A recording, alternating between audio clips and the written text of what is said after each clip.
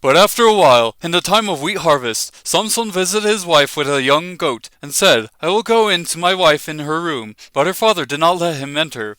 Her father said, I really thought that you hated her intensely, so I gave her to your companion. Is not her younger sister more beautiful than she? Please let her be yours instead.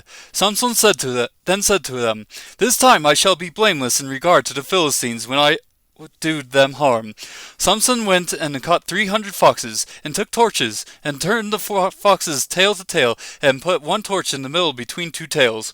When he had set fire to the torches, he released the foxes into the standing grain of the Philistines, thus burning up both the shocks and the standing grain, along with the vineyards and groves. Then the Philistines said, Who did this? And they said, Samson, the son-in-law of the Timnite, because he took his wife and gave her to his companion. So the Philistines came up and burned her and her father with fire.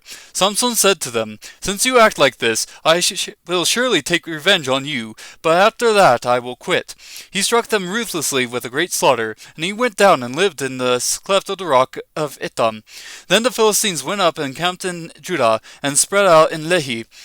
Then the men of Judah said, Why have you come up against us? And they said, We have come up to bind Samson in order to do to him as he did to us. Then 3,000 men of Judah went down to the cleft of the rock of Etam, and said to Samson, Do you not know that the Philistines are rulers over us? What then is this that you have done to us? And he said to them, As they did to me, so I have done to them. They said to him, We have come down to bind you so that we may give you into the hands of the Philistines. And Samson said to them, Swear to me that you will not kill me. So they said to him, No, but we will bind you fast and give you into their hands. Yet surely we will not kill you. Then they bound him with two new ropes and brought him out from the rock.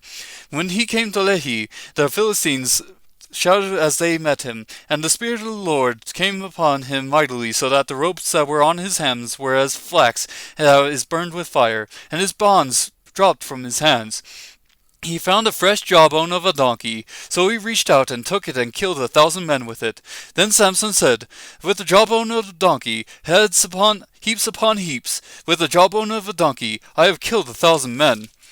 When he had finished speaking, he threw the jawbone from his hand, and he named the place Ramath Lehi.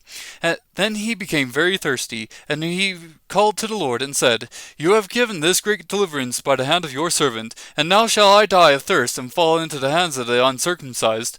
But God split the hollow place that is in Lehi, so that water came out of it.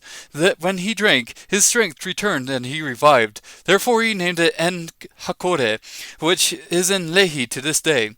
So he judged Israel 20 years in the days of the Philistines.